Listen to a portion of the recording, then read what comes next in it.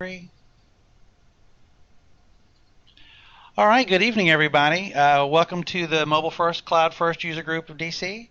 I'm Tim McAlilly, one of the group co-runners. Joining us in the group tonight, we've also got Nakia Carter, who's our group co-runner. So we're happy to have Nakia, and we've got a nice crowd, so we certainly appreciate that. We'll go ahead and flip it to the next slide, please, ma'am. And our speaker tonight, we'll introduce her in a minute, Stephanie Butler from the great state of Indiana. So tonight is the second part of a 5-part series around the Office 365 adoption series, leveraging really the components of the adoption phase of the O365 Fast Track framework. Tonight we're going to talk about the discovery phase, where you really do the hard nuts and bolts work of defining a vision and taking a look at the different ways that O365 Office 365 workloads, can help your business or apply to certain use cases that your organization might have. And then next month, we're going to take a look at the planning phase, where you prioritize those solutions that you come up with and actually create an adoption plan. And you don't have to go through this alone. We have some tremendous fast track resources that our speaker will step you through to help you take a look at sample planning items, artifacts to help accelerate adoption. Then in May, on May 25th, we'll take a look at the engagement component of the adoption phase, where you actually take a look at the resources, both personnel and time and organizational resources that you would commit ideally to these different phases. And then, what does success look like? And we'll take a look at that at the end of June. How do you measure what a successful adoption looks like, and did you leave in place a model to handle follow-on workloads? And then don't forget, if you're in the DC area, May 14th, we've got the IT Pro Camp / Cloud Summit. That's a free day of training, 9 to 5 on a Saturday in Chevy Chase. We're going to have over 50 sessions and technical tracks around Office 365, Azure Compute, Network and Storage, Azure Data Analytics, data platform, primarily focused around SQL Server 2016 offerings, Windows 10, Windows Server 2016, and other tracks. We have some professional development tracks as well. So we're looking forward to the May 14th IT Pro Camp Cloud Summit. And the Mobile First User Group of DC, there's the URL right there, as well as our Twitter handle. Follow us on Twitter, join our user group. If you know about this event through the user group, welcome, and we hope we can have you back as often as the content seems appealing. But the user group itself helps to run the IT Pro Camp Cloud Summit. So that's our baby, and we have a lot invested in making sure it's a success. Thank you. And then also over the coming months, we're trying to do different things with content.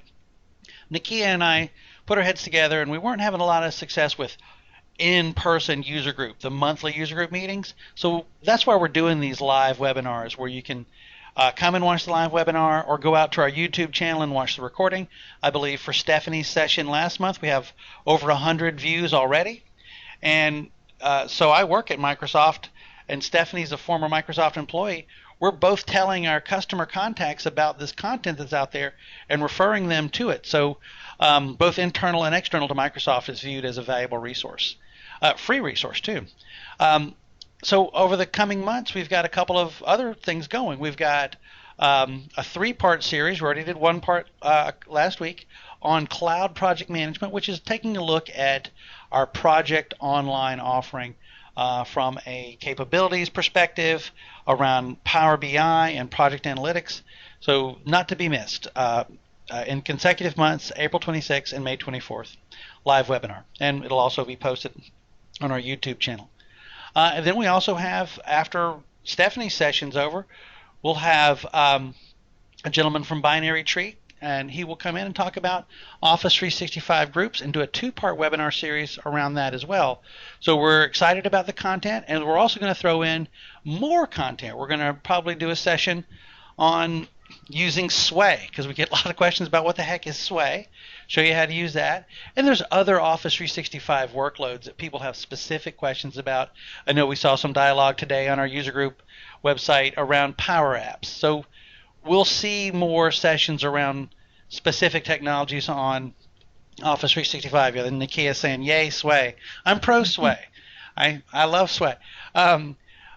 So we'll see some good content coming up out of that, and we'll also start to roll in Azure specific sessions because we're getting a lot of questions about Azure Dev Test, new features that are coming out around Azure. They're fast and furious, so it's hard to pick ones that are the most meaningful to people. So we might start doing a monthly "So What's Up with Azure" session, and maybe cover 5 to 10 updates that came out over the course of that month, and at least briefly hit those, and then maybe throw in some other, Azure deep dives around certain topics. But anyway, thank you all for coming, and I certainly appreciate your attending. All right, next slide, please. All right, so I'm going to hand it over to Miss Stephanie Butler. We're so happy to have her here, and she's done a lot of work on this 5-part series, and it's just been a pleasure to work with her. So I'm going to hand it over to you, Stephanie. Thank you, Tim, and thank you, Nakia. It's great to finally meet you, and thank you, everyone, for joining tonight. We know, again, I try to reiterate when I have these evening conversations that we don't take your quality time with your families, with your loved ones for granted. So we do appreciate when you pause to just join us in these conversations about things that we hope and think you'll find relevant in the work that you're doing, either with your customers or with your colleagues within your organizations. So thank you so much for pausing to take time. As Tim mentioned, my name is Stephanie Butler. I am the managing partner at the Platform Group. And tonight's conversation, and I call these conversations instead of presentation because I really want this to be an engaging dialogue. But tonight's conversation, as Tim mentioned, is going to be on Discover, so defining a vision and identifying business scenarios when it comes to the implementation of Office 365 into your organization. Just a little bit about me and where I play in the social space before we dive in. These are all my channels, and I like to share this slide because sometimes people enjoy having conversations with each other, with me before, sometimes during and after webinars and presentations. So if you'd like, feel free to reach me on any of these social channels, Twitter, Facebook, LinkedIn. And if you're having conversations about this particular webinar, Tim and I would absolutely love if you would use that hashtag there at the bottom, MFCF_DC_Office 365. That just helps us sort of track back and see, all the neat conversations that are happening around these topics. A little bit about me. I again, as Tim mentioned, I come from Microsoft. I'm a former Microsoft Office 365 and Yammer Customer Success Manager. I have about 17 years of combined experience in corporate communications, human resources, and change management. Oftentimes you'll meet people who have experience in one or the other, but more and more, because those worlds collide and collide really well when done correctly, you'll see professionals like myself have that hybrid experience of corporate communications and human resources. I'm a natural dot connector. I love connecting dots, with whether those dots are ideas, whether those dots are people, whether those dots are opportunities. I just love making those connections because I think it probably boils back to the fact that I'm the middle child and I'm always the liaison and the middleman. So I think I was born a natural dot connector, to be honest. And finally, just a little tidbit about me. I'm an avid storyteller. I love Walt Disney. I love all Walt Disney movies, Walt Disney World. And I mean, at surface value, I like Walt Disney just because he's fun, right? And I was introduced to Disney as a kid. But as I matured, and then when I think about conversations like the conversation we're going to have today, Walt Disney is a visionary. And a lot of the stories that he told were based on a particular vision that he had for children and for adults, and how he envisioned them experiencing some of these storybooks coming to life. And, Walt Disney World and some of the other locations were in fact erected because of those visions, right? He wanted to take it from storybook, from storybook to animation to then experience. And I really value that about Walt Disney. And I actually work him into quite a few of my stories when I'm having conversations with people. So that's just a little bit about me. A little bit about the platform group. Who are we? We are a cloud migration and adoption and change management practice. We're fairly new. Since again, I was just recently with Microsoft and up until this past January. The practice itself is not necessarily new, but the way we go to market today is based on the work I have previously been doing at Microsoft. So we are a silver cloud partner. We specialize in technical migration of Microsoft Cloud productivity solutions like Office 365, EMS, and Azure. We also specialize in adoption and change management, which traditionally has been a gap in the partner space up until now. And it's good to see more and more partners honing in on that capability. That's why we're having this conversation. Post-deployment adoption and change management conversations are critical to the end user adoption and readiness of your implementation. So we are an adoption and change management, or ACM as it's known, cross-site licensed practice. We also are a customer success management practice. Again, we bring those capabilities from a relationship and an account management standpoint from cradle to grave along your adoption journey. And then we specialize in IT, communications, and marketing expertise. So for tonight's conversation, Tim and I quickly did some introductions. The third person of the Trinity is missing at the last minute. Bless her heart, Desiree Boyd from Brainstorm was going to be here. Tim's going to talk a bit through what she was going to share tonight. But he's going to kick off with a quick, fun demo because we didn't want to take for granted that everyone who joins knows what we mean when we say Office 365, right? We're not going to go through the whole gamut, but I think Tim's got some really fun stuff to walk through just to level set expectations so we don't create assumptions about everyone who joins the webinars, either in person or virtually. Through the YouTube channel. And then he's going to walk through Brainstorm's Quick Help program. And then I'm just going to do a quick recap of what we talked about last month and then dive right into the defining a vision and identifying business scenarios before we finalize with next steps. So, yeah, with that, Tim, I'm going to give you control. All righty. And the reason we're doing this real quick demo is because a lot of times, I know in the space I work in, customers will say, okay, so what? We've got these different Office 365 workloads. We've got Outlook. We've got Exchange Online. We've got SharePoint Online. We've got OneNote, OneDrive for Business. How can we show the business that this is important so that we can get key stakeholder involvement so they can sit with us to walk through scenarios to help us define the value for these different workloads? Oftentimes it can start with a real quick demo of some technology that your team or your colleagues might feel is very useful that could save you some time, and then you tell a story around that. So this is going to be a super quick demo, and it might be something you've seen before or might be something that you've never seen before. Hopefully it's right in the middle. So I've got Outlook open right here on my extremely busy calendar, and I'm going to open up a real quick meeting.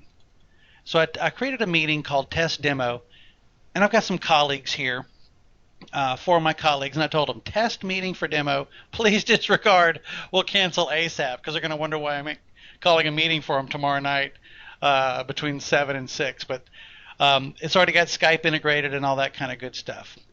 Well, that's all well and good, and this test demo meeting would be something that perhaps we'd talk about the fast track framework. Or with a meeting, you want to keep notes about the meeting. You want to keep artifacts related to whatever meeting you're going to participate in.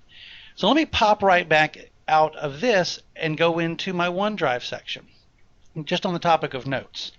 So I'm going to go look at OneDrive Online, and here's sort of a perspective of my OneDrive Online or OneDrive for Business area.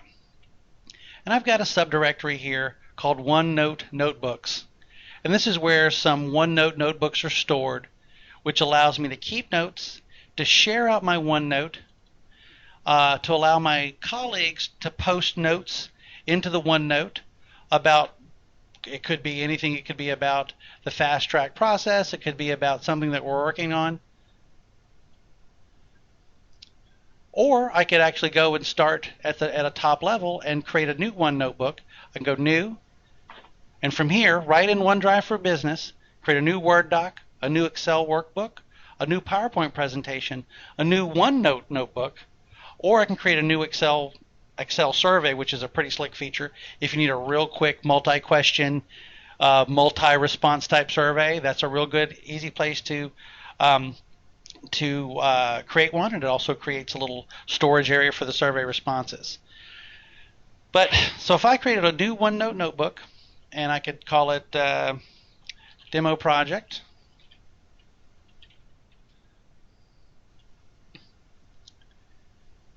It'll create it right here in my, in my little OneNote area on OneDrive for Business, and I can just call the OneNote notebook test or whatever, and then I can begin to share this out. And these notes stay online, they stay protected. I can open it in the actual OneNote app.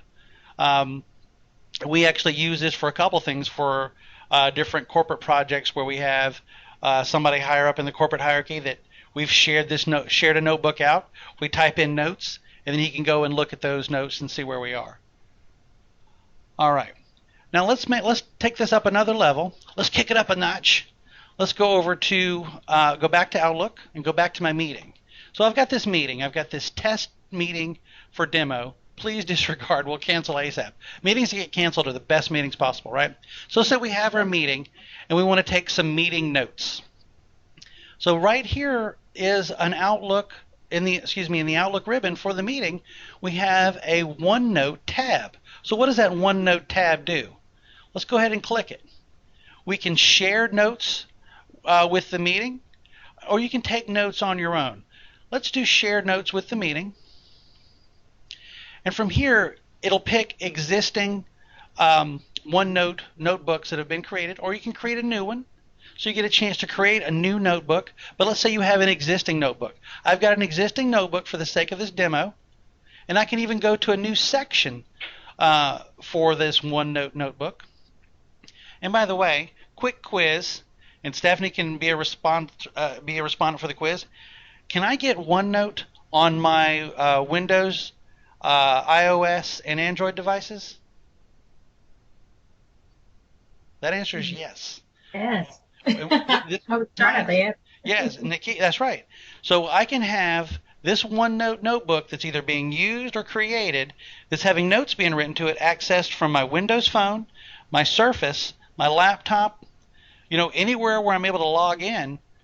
I can go ahead and access, where the app's supported, I can go ahead and use my credentials to access my notes. So I don't have to worry about my devices crashing. This is all living out in OneDrive, in the Office 365 storage area. So I'll go ahead. We're creating notes for the meeting. And where are the notes? And notice the OneDrive page that's created goes ahead and pulls in the title of the meeting. So I don't have to go and figure out, gosh, what was that meeting about? Let me go retype. It also brings in the meeting attendees. I believe I have. Do I have? Shoot. I used to have the magnifier on my. Oh, there we go. One second. Oh, that didn't do it. Sorry. Sorry, if you guys could see me at home, I'm trying to hit magnifier and show you the larger screen. I'm really messing that up. But anyway, this shows the notes from the meeting. This was a great meeting. Blah, blah, blah. It shows the participants. It shows the type of meeting. It shows it was a Skype meeting. It pulls in the names and addresses. The names of everybody. It pulls in their emails and all that kind of good stuff. If I want to, let's say my friend Harsh, if I wanted to email him about these notes and say, Harsh, it goes ahead, I can email him right from that page and say, hey, we need to talk about a point or two from the meeting that I didn't get. So that's a real quick demo on using OneDrive for Business, OneNote, and Outlook to leverage Office 365 workloads and client software to maybe improve the way you do things, improve the way you run or attend or track meeting content. And by showing this, my hope is that there's other technologies out there that maybe if you could show your boss or show your team, they would get excited about Office 365 and want to tell stories about how it could make their workflow and their work environments more efficient. So with that, I'm going to hand it. I'll take any questions, but I'll hand it over to Miss Stephanie. Awesome. Thanks, Tim. Did you want to talk through the next section, the brainstorm slides? Absolutely. Absolutely. I'll talk through them, sure. All right. So let me share again. Thank you for that demo. I put in the IM that I learned something new, and I never cease to be amazed. There's so many capabilities inside Office 365 that sometimes you're just so busy working that you never really get a chance to pause and learn. That's right. So I appreciate you pausing and sort of getting us used to that. Just let me know when you can see my screen. I can. All right. There you go. Do you want to hop to the quick help slide, or do you want to walk through some of these slides here? This would probably be more from the brainstorm folks. Let's go to the quick help slide. But what they're really talking about here is what brainstorm can do.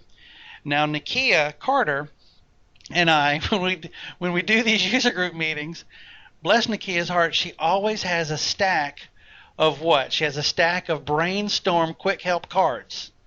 And I always call them brain cram and brain. I call them everything but the right product name. She gets on to me about it. But they are awesome resources. They are little knowledge-based placards that have quick help for the given technologies. But Brainstorm is well beyond just these cards and these quick help little tidbit sheets.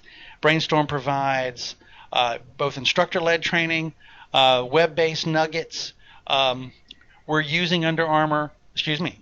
We're using Under Armour. We're using Brainstorm for a customer. One of the customers I have is Under Armour, and we're proud to have them. And we let them meet the Brainstorm team, and they're happy to use them.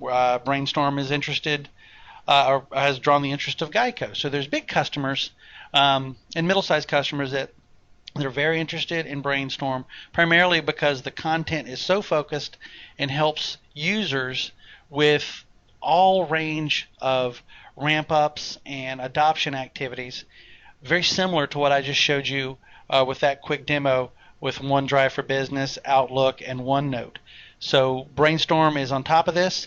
And as a matter of fact, Brainstorm has a benefit for attendees of this meeting. I believe 90-day full access to quick help, I believe. But we've got the attendees to this meeting, so we'll make sure that the folks who RSVP'd for the meeting get more details on their benefit for using Brainstorm, because it's something you really want to use. And what's nice about it is it's so well vetted. It's vetted by internal Microsoft folks. It's vetted by external partners. People recommend this product widely. So I'm probably not doing it the justice that's deserved, but you'll hear more about Brainstorm. Desiree couldn't be with us tonight. She had a little bit of an issue at home, so wish her well. Nothing critical, but she just couldn't be with us at this moment. So I think that's good, Stephanie. I think I was clumsy and choppy with that, and did not do Brainstorm a good turn, but. We love them. You did great. No, thank you, Tim. I'm actually a big fan of Brainstorm. Not to, carry on the point. I think the world of their program. I think it's a great way to, once you deploy Office 365 and you've got a vision, which we're going to dive into here in a moment. When you begin to sort of introduce this to your organization, Brainstorm is a great resource to consider, and that 90-day quick help program is something you absolutely should look into. So thank you, Tim, for going through that. Oh, you're welcome. Quick recap of the last meeting and talking about what Microsoft means when they are talking about adoption of Office 365. Microsoft's Office 365 and adoption journey hinges on 4 key steps.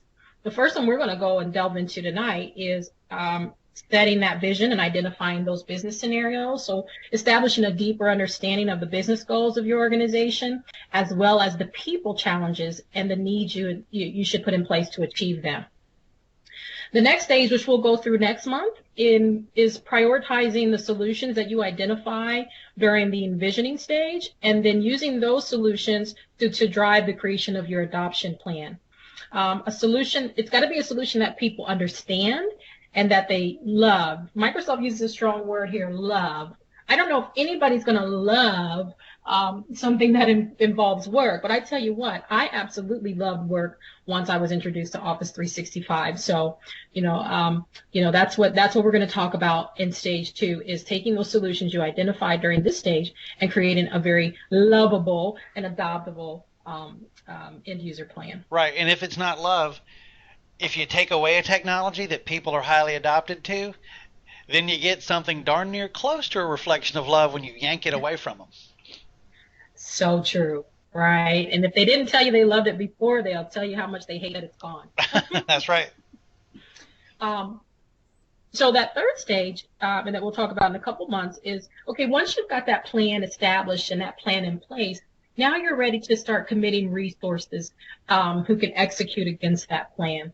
And that's where you dive into a strategy for driving that adoption, which includes, one of my favorite areas, obviously, is communications, the readiness and awareness, and then the community management piece of adoption and end user readiness. And then stage 4, that's where you're going to begin to measure the successes that you identified in the beginning. Measure, share those successes, and then iterate. I think I shared last month that on the Yammer side, before we became Office 365 CSMs, we had a phrase called aim, fire, adjust. And that's really as simple as stage 4 is. You aim, you fire, and then where you need to make adjustments to your deployment and your adoption plan, you adjust, and then you do it all over again. And so that's really what Microsoft means by Office 365 and adoption. Oh, I forgot to do the little blow thing there. So here we go. This is an important framework, Stephanie, if I just can add. Let me go back. Yeah. Can you see it now? Yeah. I was just going to say this is an important framework, and the fast track, because a lot of customers get stuck and they say, okay, we bought Office 365, we're E3 customers or whatever SKU you bought, and they go, so what now? What do we do now? How do we get this rolled out to our users? How do we pull all of our users off one technology and move them onto another? How do we get off of on-prem SharePoint out to SharePoint Online? Questions like that. It's true. And having those stages kind of gives you something to sink your teeth into from a project management standpoint as well. As a recap, throughout this series, we'll walk through each of those stages: discover, plan, engage, and measure. And obviously, we are at defining the vision stage tonight. All of this information you can find on the link there, fast track with 2 T's, .office.com. And that's where you can find templates for everything we're going to talk through tonight. And I'll follow up with that at the end of the presentation. But as you can see, we're here. This dot tonight is focused on setting vision. So why would you set a vision when you talk about a traditional technology deployment? I get that question a lot because I'm often talking to technical IT stakeholders who are traditionally used to understanding, a technical deployment, a migration, an implementation, and integration, and you deploy the software and you put it on people's PCs or laptops or devices, and then you're done with it, right? And you move on to the next project. But in the cloud productivity world, consumption is the word of the day. Consumption is king. And by consumption, that includes not only deployment, but the adoption component. If your users are not using the cloud technology that you've deployed to them, then it's almost as if you wasted your time deploying it at all, because usage is how value is measured when it comes to cloud solutions. And so Microsoft has said, in order for people to sink their teeth into a relevant way to begin using Skype for Business, OneDrive for Business, Yammer, Exchange Online, SharePoint Online. They need to understand where your organization is going, and they want to understand where your organization is going and how working in this new way is going to help you get there. And so as you can see here, a well-defined vision enables those employees across all the levels of your organization, from the C-suite down to the executive admins, to foresee the value of not only the new tool, but what it's going to bring to the organization as a whole. And Stephanie, sometimes you have to bring in either internally amongst your organization, like a team of champions, or either some external partner group or even Microsoft to come in and do an art of the possible session, an envisioning session, to kind of talk them through, this real critical phase, this trying to do a vision statement and envisioning, how your workday, how your productivity could be made better by O365 workloads. Absolutely. You beat me to the punch. You actually reiterated. No, that's okay. It's good. I can go back to the slide before that, but I want to hop here because you're exactly right. That doesn't just happen. And that's why we're glad you guys are on the call today, because completing a visioning exercise is not going to just happen on its own. You're going to have to be very intentional about engaging the right decision makers and stakeholders into a room or a virtual experience if you can't get everyone into a room. And it's in my experience, it's often multiple exercises where you get these folks in the room, key department stakeholders, executives, project managers, the champions who are going to drive the value and the passion about the Office 365. You get them into that room and you consider questions like some of the ones you see here on the page. How are employees already using existing software productivity tools to get their work done, right? What are the current collaboration and communication challenges within the organization? Why is the organization changing the way we work at this time? And I won't read them all, but you can see that these are helping you begin to anticipate what we call pain points, right? If I'm currently using and very attached to email and attaching large files in emails and sending multiple iterations of that file to 10 people and having to do manual changes to each of those 10 when they come back, you're going to have, even though that seems very cumbersome and time consuming, you're really, as an individual, you're really going to have to show me a better way of doing that than the way I'm doing it now for me to adopt that new way. So before I'll adopt a new way, you have to understand the pain points about my current way. So let me use that example I just gave. I've pushed the document out to 10 people. I traditionally do that. Let's say I'm in communications and I need feedback on this upcoming communication that's going out. And I push it and everyone sends me their changes back. And now I have to manually do track changes and I don't know which one is current, what have you. Unless you understand that about that pain point through a visioning exercise, you may deploy SharePoint intranet or Yammer in a way that doesn't entice me to begin working in a new way, even though I still have that pain point. But if you understand my pain points as a part of the visioning exercise, you can say, we are deploying new SharePoint Online, a new intranet, or Exchange Online and OneDrive for Business in a way that minimizes not only the redundancies between multiple iterations of documents, but also allows you to minimize the number of emails you're exchanging back and forth about that conversation, that type of thing, right? That's a part of those visioning exercises, is surfacing those pain points. And when you do that, let's go back a slide. When you sit and you have those envisioning exercises, what you're trying to achieve is an example of what I have here on the screen. So let's say your sample vision includes reinventing the way we work, right? This can be organizational or this can be by department. I'll just pause there and give you an example of someone who I did this with in real time. A pizza maker, very well-known pizza maker, And they had a vision as an organization when it came to Office 365 specifically to refuel the road to number one. Oh, no, excuse me, not refuel. Fuel the road to number one. That was their vision for Office 365.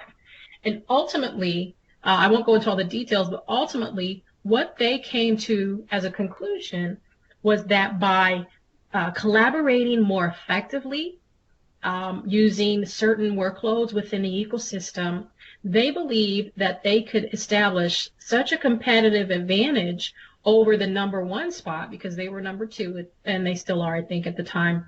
They believed they could establish a significant level of competitive advantage to help them achieve a number one status just by collaborating more effectively using Office 365. So that was their vision, fueling the road to number one. Okay. And then you come back to this slide here, and they actually had some of these as their sort of supporting rationale for fueling the road to number one. They wanted to collaborate more seamlessly on projects. They wanted to create learn and grow through intrinsic knowledge consumption and knowledge sharing. Knowledge sharing was one of their things because they were priding themselves on the ability to tap into their people for innovation and ideas. So this is just an example of when you sit in that envisioning exercise and identify those pain points, here's what you should ultimately be able to come out from that time invested with. A very clear statement that can be consistently communicated across multiple segments of your organization that give people a very intentional way to begin utilizing Office 365. If you don't do this visioning exercise, let's think about it in terms of you taking a road trip. Typically, when you plan a vacation, you think about where you want to go. And there's some rationale behind that. If you go to the beach, maybe you want more sun. If you go to the mountains, maybe you want to get in touch with nature. And, there's all kind of reasons why we pick our destinations. But you have to start with where you want to go before you can get there. And then if you don't have a map, in traditional ways, I guess, or GPS for me, Cortana is my best friend these days. If you don't have that roadmap or that sort of that map, digital map nowadays, then people could get lost along that journey. And so that's in essence how you can look at this vision statement.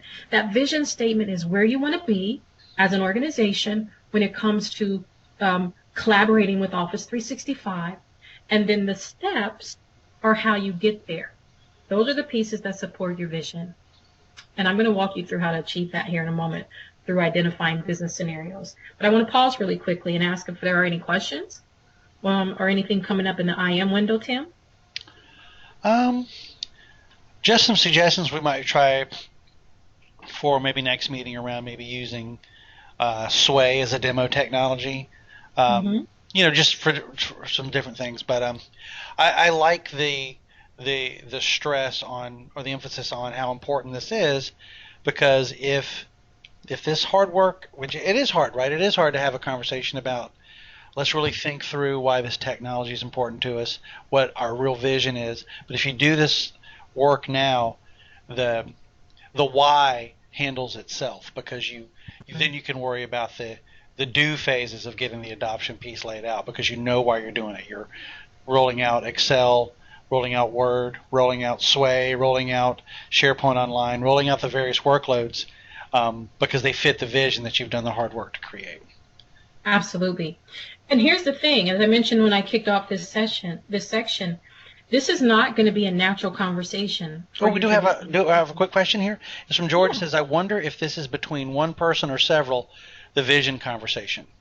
Depends, right? It does depend. That's a great question. So it can be, I'm a fan of the latter. I don't think this is a one-person conversation.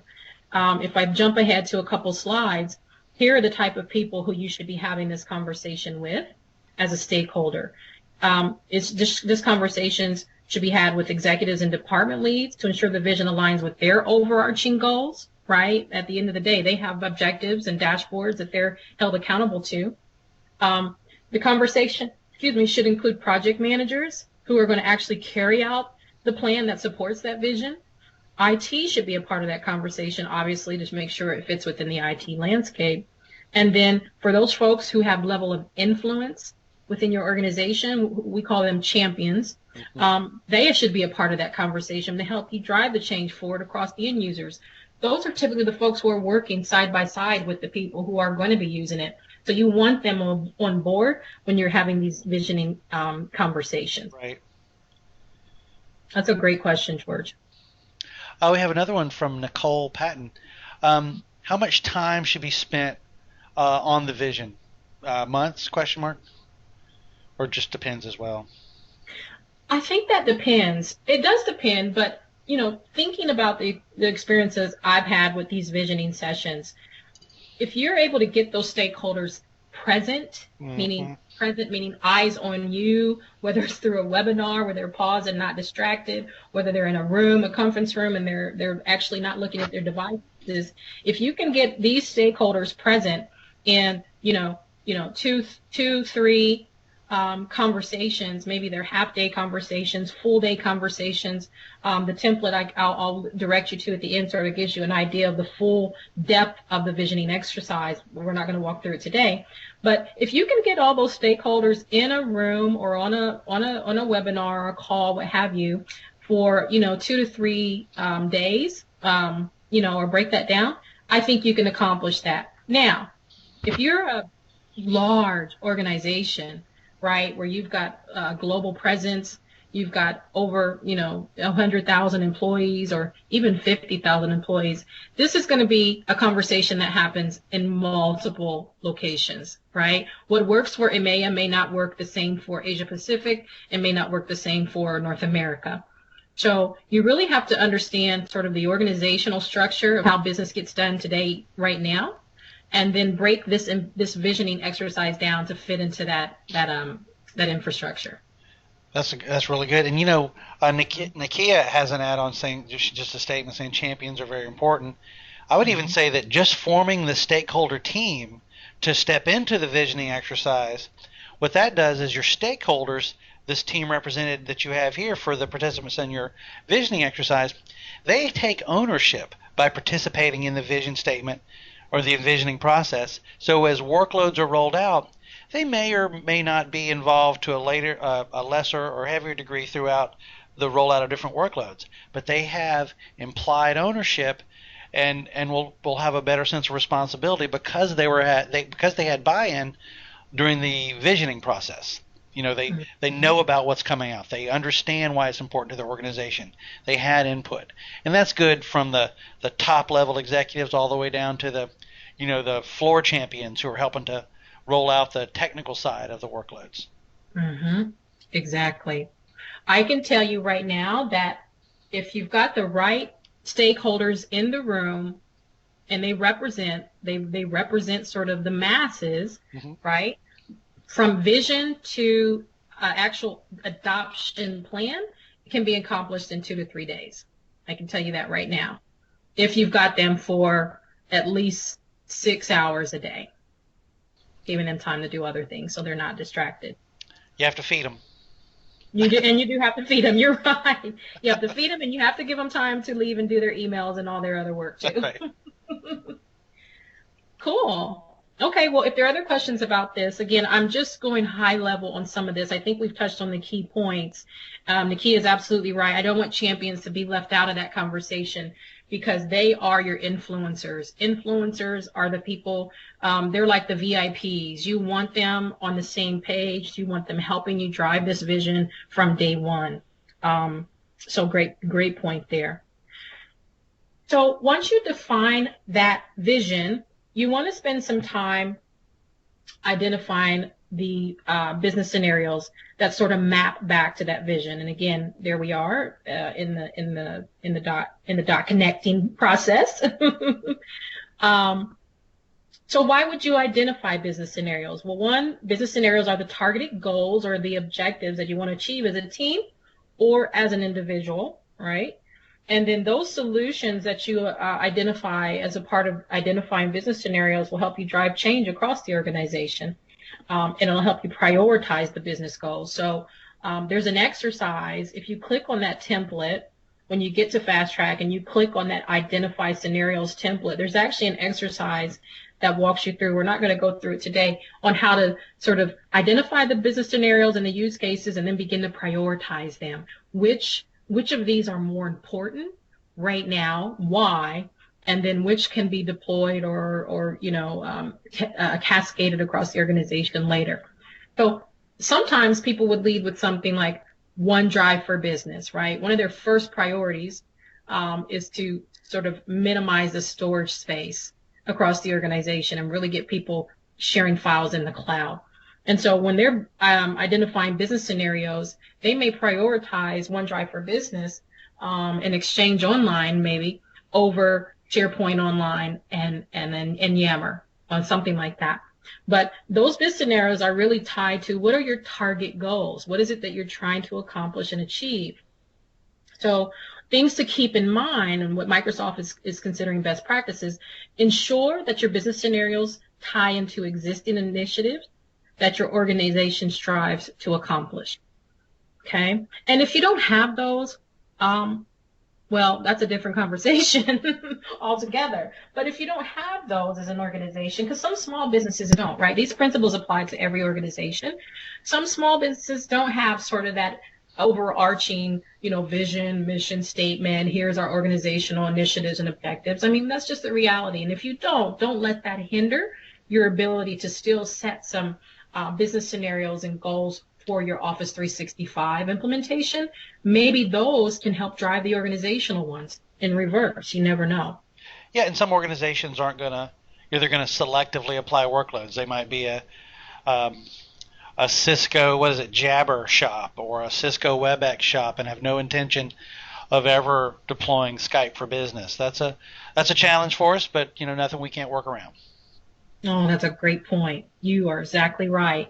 That's another reason, to your point, to prioritize those solutions, because some companies are not full ecosystem organizations. To your point, I know a lot of folks who do not deploy Yammer. They have Jive, they have Chatter, and to your point, Skype for Business. It's just they've got something else. So that's another thing to tie that to. And leading sort of into that same point, number 2, define clear business scenarios of which you can effectively measure success and realize tangible results, right? So, think big, but start small. If you have a business scenario that says, we want the entire 100,000 person organization, sharing files via OneDrive for Business over the next 90 days, man, that's a pretty big feat, even for the most trendy, progressive companies. I'm not saying it's impossible, but you just really want to be realistic with those business scenarios, something that you can tangibly measure and hopefully realize some positive results over the defined period of time. And there's nothing that says you can't aim, fire, and adjust that number down the road. And then again, Microsoft, another best practice is don't reinvent the wheel. Use these resources that Microsoft has made available to you to initiate these conversations and these sessions to drive the conversation. Like, for example, this slide, I didn't create this slide. Microsoft created this slide. Microsoft created this slide exactly for this reason, to make it easy for you to initiate the conversation and have it with your stakeholders. They want you to see, how does it all fit together, right? So you've got your sort of formal long-term goals there in the top where you've set the business vision, like we talked about in the previous section. Now they're saying, okay, how do you connect your business scenarios to that vision? Well, you identify the vision exactly is the business strategy. In this particular example, they're used synonymously. So the business strategy is your vision. Let's say you've got that set. You start to identify your business scenarios. Okay, 1, 2, 3. How does this scenario map back to that vision? How does this scenario map back? And you just sort of lay them out, plot that out. And then your use cases. You might hear that word used often. Your use cases are the solutions. It's almost like that college paper that we had to write when we all were going through school, right? Tell them what you're going to do in your executive summary, then do it, then tell them why you did it, right? It all sort of maps back to each other. This is similar philosophy. You know, tell us where you want to go, tell us why you want to go there, and then tell us how you're going to get there. That's the business strategy, business scenario, use case model. Those use cases, I can tell you from personal experience as a communications practitioner, those use cases are really going to be the drivers for people beginning to adopt the technology. Okay. When you say work like a network and Microsoft has given you some sticky things, when you start communicating to me as an end user, hey, work like a network, and here's what that looks like, and here's what we hope to accomplish by working like a network, then that's much easier for me to consume and find value in than just say, hey, here's Yammer, start using it. Okay, does that make sense? If you say stay productive on the go by using Office 365 on your mobile devices and give me again some sticky messaging that I can find value in, that's much easier for me to adopt than just, hey, make sure you install Office 365 on your phone by the end of this month. Right? I don't have any value in that. That's not a use case. That's not giving me anything specific, specific to find value in. So those use cases are critical to the adoption of your Office 365 ecosystem. Yeah, Nikia commented, identify the pain and then attack it with technology. I I Nikia. Love that. Hey, you better trademark that, Nikia. I might have to use it. I do. Identify the pain points and attack them with technology, because to Nikia's point, that is where value is realized. That's the value story, right? How do you solve my pain point? Plain and simple. It's very easy. Right. Like what if something was omitted or changed, how would that impact your productivity? Or if something was added, how would that impact your productivity? Exactly. Mm-hmm. You're spot on. And Nakia, you're right ahead. You're right in sync with, and I'm doing a time check. I see I've got 5 minutes, so I'm winding up now. When you think about those scenarios, here's some questions to consider to drive the conversation. What are some of the organization's pain points related to communication and collaboration? Where would you like to see the most improvement across the organization? What is the process for drafting, sharing, and distributing information? These are the kind of questions that you want to make a part of that scenario, defining scenario exercise. And again, the same folks should be in the room having that conversation. And my recommendation is really to get them in the room for those 2 or 3 days and include all of this as a part of the conversation. And, partners like myself and Brainstorm and Nikia, her practice, that's what we're here to help you do, to have these kind of conversations to help you get closer to your deployment and adoption journey. I won't go through each of these. These were just some examples of real life business scenarios that Microsoft has made available through the Office 365 catalog at the link that I'm going to share with you, and Tim will share out as well as a follow-up to the group. But as you can see, they've got pre-built usage scenarios ready for you to just either customize for your own organization or bake. Maybe you have the same challenges as the ones they've already pre-built. Just plug and play. Make your job easier and make you the hero with the business. So what are the next steps as we wind down today? And then I'll pause for questions. This is the link here, fasttrack.microsoft.com/office, or as we say at Microsoft, WAC Office, WAC Drive -adoption. Stephanie, right? AD Lloyd has asked, can we step back to the previous slide real quick? Sure. Which one, Audrey? Audrey, sorry. I love the name Audrey. I'm sorry I didn't. Let's see, type in. Scenarios. Define your scenarios. Okay, this one here. Sure. And you can come off mute also, and if you're comfortable with that, I should be able to hear you.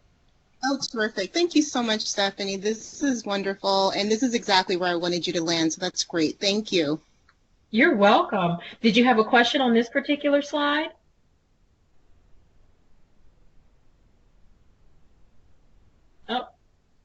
thank you. No questions. Oh, okay. Wonderful. No, thank you, Audrey. So thinking about next steps really quickly, you can get here through this long link, or you can simply go to fasttrack.microsoft.office. Fasttrack.office.com, and I'm actually going to go there really quickly. It's here, fasttrack.office.com, and you're going to click on the Drive Adoption link.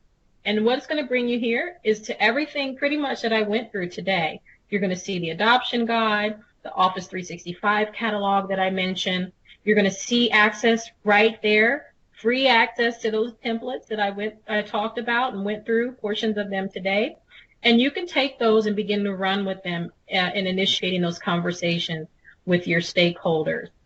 Okay? And then one action item I have put out there for you guys to come back to the next call with is, once you go to those documents, and hopefully you can schedule a visioning and scenario session before next month's meeting, we'd love for you to come back and share at least one vision statement with supporting business scenarios before next month's webinar. We just would absolutely love that if you're able to. And if you've got questions along the way, we'd love for you to share the questions either in the meetup page, in the social dialogue box there at the bottom, or use Twitter and use that hashtag and just ask. We call it working out loud, right? Ask any of us questions out loud, and let us help each other get through this stage of the 4 stages of adoption. And with that, Tim, I'm done. Well, you did an excellent job, and we got some really good Q&A. Oh, we've got George said, how do we share our work? I could probably set up a shared OneNote off of my Mobile First, Cloud First Outlook account and send it out to the group. I'll keep it limited to the folks who RSVP'd, which should also make sure it collects, everyone who was here tonight, all the way from Audrey, George, William, Jason, Nicole, Nakia, and Lynn, and make sure you guys can access it and you can paste your homework or your case. Did I say homework? It's not homework. It's professional improvement. It's community collaboration. By golly, no homework to that. I have a 12-year-old upstairs who fights about homework every night, and it's a different story. But I won't go into that. Not now. I'm in too good of a mood. So no, you did an excellent job. We'll get a OneNote shared out, and I'll make sure the sharings work. I'll share it with Stephanie, and I'll share it with Nakia before we try to blast it out to the group. But good question, George. And then to George's point, for the technology demo for next month, we'll do like a Sway demo and show you what Sway is. And George suggested we take the Office 365 guide and pull it into Sway, how you can import the PDFs into it and kind of reorganize it. And I actually have a work-related case study. We had a customer who has a corporate communications team, and they were looking for a new technology to share out their corporate newsletter internally, and had been just sending out a PDF, but they decided to move to Sway. And we gave them a Sway overview and demo and showed them how easy it is to put together content. And of course, Nakia and I have used Sway for our past events around the Cloud One Training Day and the Data Analytics Day. So we can use Sway for a technology demo, and I'll work with you, Stephanie, to kind of make the demo kind of click and all that. Yes, absolutely. I love the idea of the Sway. I think that'd be great. Matter of fact, you've thrown the gauntlet, George, or whoever asked the question. George. Do my next presentation in Sway and just bring the Sway experience alive. Yeah, we can even do a Sway on a competition between Domino's and Papa John's pizzas. Which has the better? And can you develop a compelling Sway to Shark Tank it? We'll do like Shark Tank it. I like it. That sounds good.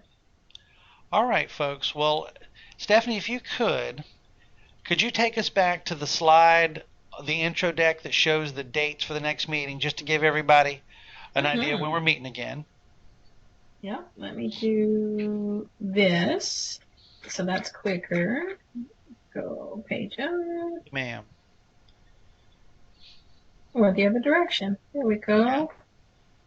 All right. Oh, why didn't it do that? Sorry. Yeah, that's okay. You got to double click or something funky with. Oh, that's weird. Let's start here. Let me just make it bigger. It's fine. That's fine. I just want to tell everybody. So tonight was our second part of the 5-part series. Everything's out so far, and this presentation will be out on our YouTube channel. To get to our YouTube channel, just go to meetup.com/mobile first cloud first -DC, and off to the left-hand side you'll see our YouTube channel. Those are the next 3 sessions coming up. April 27th, we'll talk about the planning phase. May 25th, the engagement phase. And then June 29th, the measuring phase. I'm very pro Fast Track Framework. Stephanie's doing an excellent job. I love the Q&A from the group. And I use this in the customer space. This is something that we all try to bring into the customer space, because I personally get a lot of questions around, now what? Now what do we do? And topics like Stephanie is addressing tonight help us get past that hurdle. Literally showing folks how to do discovery, planning, engagement, measure, how to talk about a framework to help them adopt. So that's what we've got coming up. And if you're in the DC area, we've got IT Pro Camp on May 14th. So we're ramping up for that at some point. At some point, I'll kick it into high gear and get that going. But we have almost 300 people registered, so I better order pizza. Domino's maybe. Anyway. I think he's going to order Domino's. I probably will. Well, depends. If we get good sponsor money, we might we might do box lunches. Woohoo! Nice. All right. Well, do we have any more Q&A from this awesome crowd? We thank you so much. We've got good. This is very solid attendance, and we appreciate you for spending your time with us on a Wednesday evening. Oh, looks like it's all. Oh, Nicole's typing a question here. Oh, thank you, Jason. Thank you very much. Thank you, Nicole. We appreciate you attending. Thank you, everyone. This was great. All right, I'm going to go ahead and hit stop on the recording. Good night, everybody.